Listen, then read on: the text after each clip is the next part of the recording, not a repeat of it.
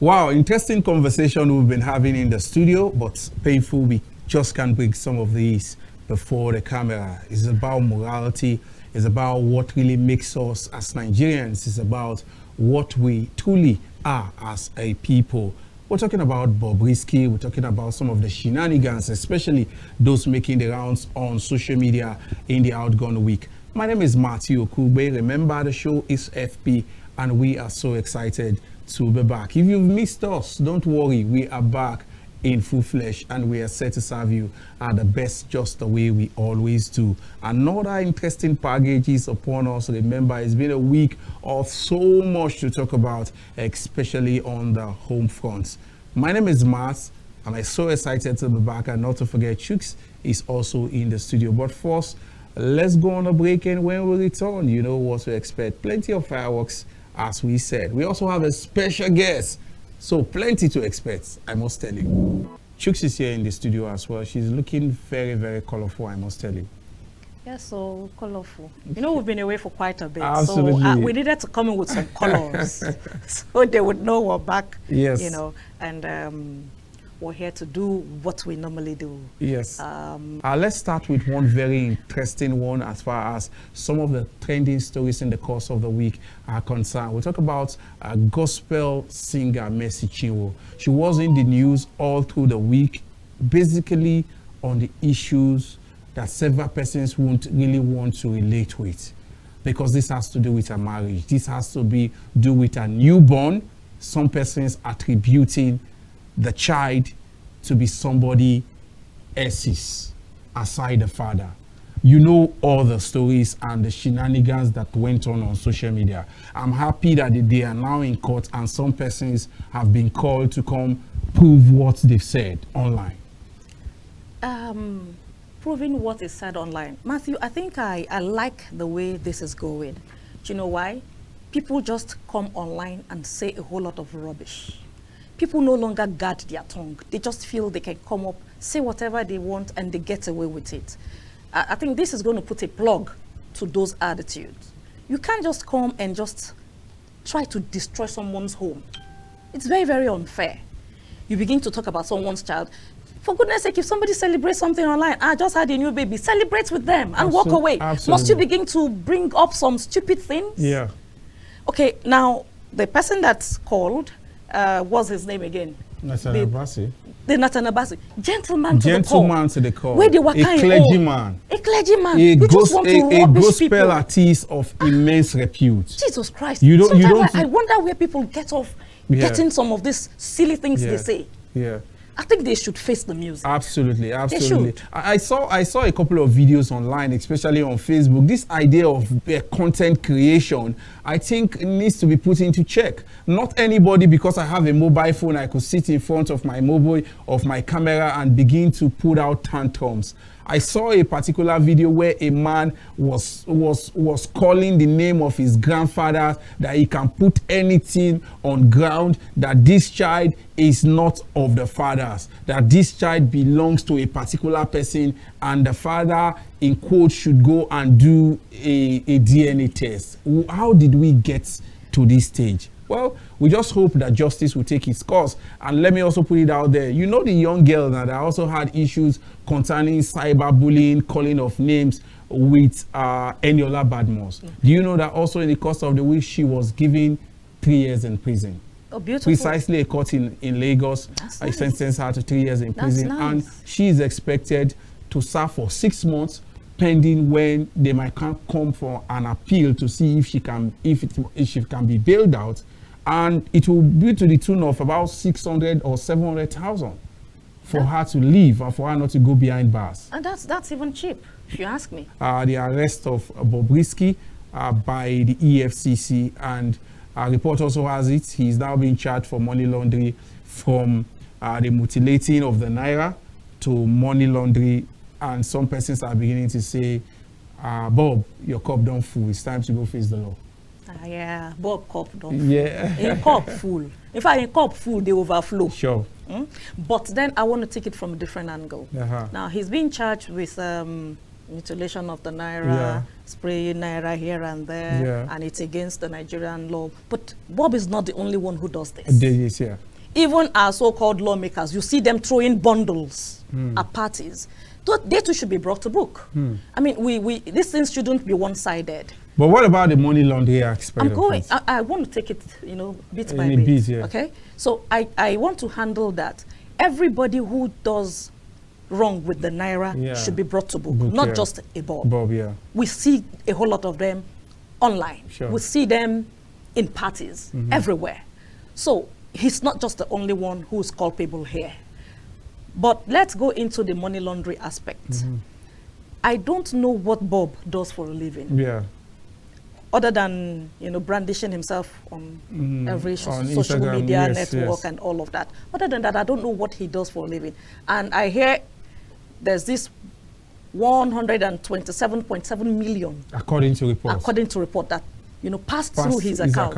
And then there's another 40 million. Yeah. And then there's another, I think, 50 million. Yeah. And all of that. Those million. Sorry, Uncle Bob, what do you do for a living? That's these kinds of money. And he said it's a Bob Express. Yes. That's the company with which he transports this money. So there are some people somewhere who are using Bob to courier money somehow. Yes. So when a Bob begins to sing like the canary, these people would be unveiled. Wow. There are people behind Bob. Interesting. That's just the truth of the matter. Interesting. Let's also talk about Very Dark Man. Very Dark Man, remember, happens to be one who had a loggerhead with Bob, and that was when Bob was picked as a woman in a movie premiere where they went to watch a movie. And remember, just thereafter, Very Dark Man was picked, was behind bars, and when he came out, the old Bob issue was already out there, and not just a day after Bob was picked. And Very Dark Man also went on social media to drag Bob, aside what Bob did with Portable. Remember that of Portable? A song is even out to that effect. This whole drama. They were taking the song. This one was singing against this one song. They were just throwing these things back and forth. Absolutely. But really, it's annoying that you would pick a woman. Yes. Or rather, a man. A man. As a best dressed female. Wow. Who does that? Who does that? It's a slap on the face of the women. With the women, yes. Let's talk about Davido. Davido was celebrated in Delta State, also in the course of the week, where he bagged a chieftaincy title. And Davido said, I'm a strong guy now. And he said that, remember the whole issue with Amaju Pinnick has been sorted, and Davido he held a massive concert in Delta, and they came out to support him. And he's now a chieftaincy. He's now a chief in Delta State, basically. Davido is now an Ibuzo chief. Yes. Was actually in Ibuzo. Yeah, Ibuzo, yes. So the thing is, I would say congratulations to Davido. Sure. And I think that's not even his first chieftaincy. That's not even his first. He has been picking chieftaincy. Yeah, I remember he got one in the East. Yeah. Where he went to go marry to Chioma. And I'm sure he's been getting in the Yoruba State as well. So, but this is his Ibuzo. So, congrats, Davido. Yes, we're saying congratulations to Davido. Let's talk about one story that made the rounds also on social media, where a woman happens to be carrying the hubby or the husband, we don't know who that man is, on her back, while they were about crossing the bad road. The road was flooded, and the woman felt that, don't off your shoe, let me carry you. And it went viral, and people were talking of the selflessness of the woman, that if the man would have done that in her place. Who should be carrying who in that situation? When I saw that clip, I was combobulated. Yes. I was actually combobulated. Yes. I was confused. Yes. I mean, why should a woman be carrying a man? Be the one to carry a man, yeah. And then again, I look at where they're coming from. It's in Kenya. It's in Kenya, yeah. And this is Nigeria. Yeah. One thing I know for certain, what is abnormal in Kenya may be normal in Nigeria. Yes. And what is normal in Nigeria may be abnormal in Kenya. Absolutely. So maybe in Kenya, they can do that. And they applaud themselves. Sure. But in Nigeria, no man, I repeat, no matter how nicely dressed, will allow a woman, his wife, to carry him and put her legs in the mud, go through the mud, backing him. No man will do that. Not in Nigeria. Matthew, you won't even allow your wife to do that. Absolutely, I would not allow that. So, I beg, that will not be love. Interesting. At all. It is no love at all. Yeah. It is no love. Yes. Just expect Chooks to say it's just the way it is.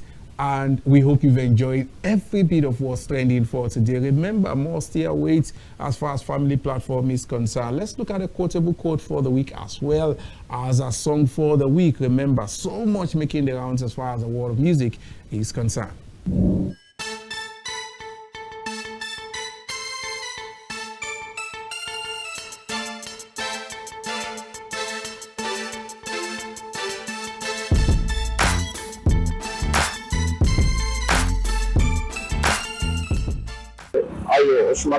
To me, it's not the right time for them to increase the tariff based on the economic situation of the country and what we are passing through.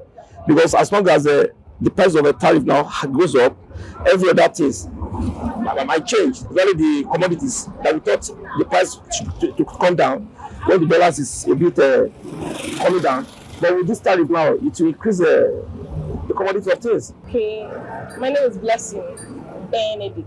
That is very bad. Because it is now, things in Nigeria are fucking expensive. The way people will survive himself. How are they increasing things? Even in my own business, imagine ordinary rice.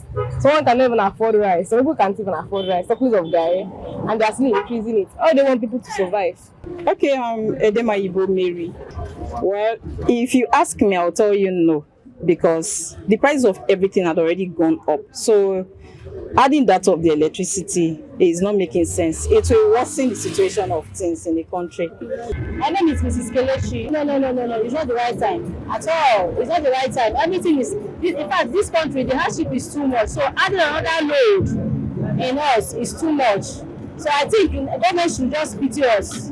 The hardship in Nigeria is very high. So for them to add another extra load in electricity, it's very bad. It's very bad. My name is Mr. Brown Ndukwe. Yeah, the issue of increasing the tariff is adding more injuries in the south. As we are having pains already, the people are crying, and then we are adding more hardship to the outstanding hardship already, which does not make sense. The government should have a deep thought of whatever they want to do as regards to the masses, because even the rich also cry this time. The rich also cry when you look at what is happening.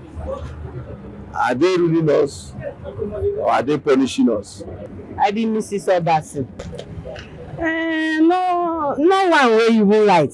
Not to talk of electricity. But since people where fuel don't go up, everything don't go up. We say where they go do market, we go up. Make federal government make them increase. Now their business be that one. They're not supposed to. But as they don't do, we go kill them. We don't go kill them now. That's all the matter be.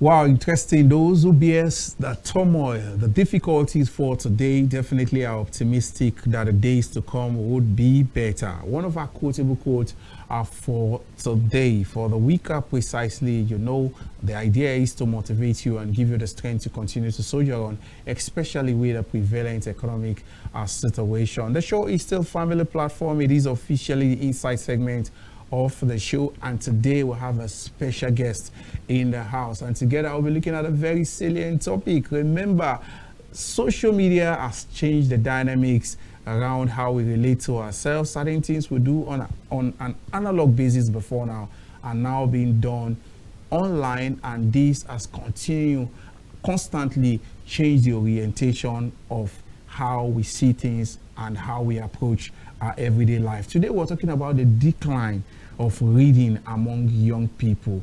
In simple words, people no longer read. Young people do not have time to invest in reading any longer. Everybody wants to jump to social media and just consume whatever is out there. Today we have an author in the house, one who has authored several books. We have Magnus Nkemjika. Magnus, a pleasure having you join us live in the studio. It's my pleasure. It's my pleasure, Matt. On Family Platform. It's my pleasure. Yes, before we dived into some of your works, let's talk about the prevalent our situation, especially in the country, about young people. Social media has come to stay, has come to be part of our everyday life. But we are talking about the decline in young people when it comes to reading. Young people no longer have time, no longer invest time to read any longer. How did we get here? First, I want to take it back from during the Dark Age. Yeah. When we had the likes of Chinua Achebe, Yeah. Professor Wole Soyinka, and plethora more of them. Now we are looking at the way, the passion with which they wrote then. They read voraciously, and they made sure that they came up with something better. But nowadays, I don't want to negate the significance of social media and how they are trying to digitalize everything. But we are saying the country in which we are today is not aiding and abetting our reading culture. Now, if you look at here in Nigeria, to be precise, Lagos State, all around Lagos State, you barely see equipped libraries. Now, by the time the government gets to evolve libraries, capacious libraries that are equipped with trending books, novels, and make it obligatory that each and every given student will go out there, pick up books, and read, then that is when we begin to cultivate the reading culture in our nation again. Now, talking about why it has been on decline. Now, we are looking at when a student will tell you, I'm just reading this, I just want to study this and pass out of this school. After here, I don't know, I'll go into something else, I'll go into content creation and make my money and walk away. We didn't put virtue on my table. And when you are hearing all of these deterring assertions, you begin to wonder, how did we get to this point? Now, if those who are with this prosy, those in authority, and specifically I want to revolve it on the academic sector, those at the Ministry of Education, now if they can look at it, now project it to the government and say, look, this is what we need to promulgate reading culture in Nigeria.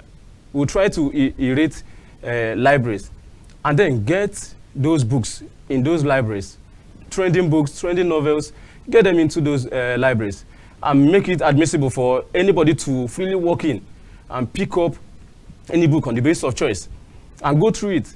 By the time we begin to do all of this, then we'll begin to recultivate, or better still cultivate afresh, the reading culture in Nigeria, which will go by extension a long way in aiding us revitalize, rejuvenate our educational system again. Absolutely. The words of Magnus there. Remember, we said Magnus is an author, and Magnus has authored 3 books precisely.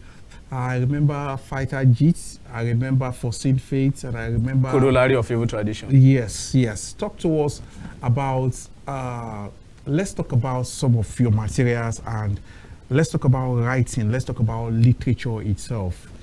As an author, talk to us about the inspiration behind some of your materials, where you got the inspiration from. Let's talk of Fighter Jit, for instance.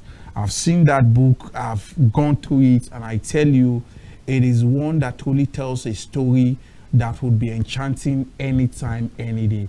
Talk to us about that material and where some of this inspiration came from, and what was going through your mind, the state you were while you were putting down the literature itself. Now, Fighter Jit, as pathetic as it sounds, is a story that teaches a lot. And it's a story that narrows down to a young lady. It's a factual story, a real life story. A young lady who, consequent to Jit, you know, our day in, day out activities nowadays, filled with disappointment, regrets. So it happened to be a lady who was in a relationship. She invested a lot in this relationship, relationship that serenely soared to the verge of marriage. And date was also fixed. And abruptly, would-be spouse cuts off everything. And she lamented profusely, at the end of which she decided to take her life. Well, what inspired me, or what I would tell every aspiring writer, is the passion. Once it's inside, it's inside. Writing has nothing to do with school and you get it from school, you come out, you pick up pen and you begin to write. Sure. No, it has to be inside. You have to have the passion. You have to have a vehement penchant for writing, and you must have role models as well, persons you look up to, and there are also deterring factors in writing.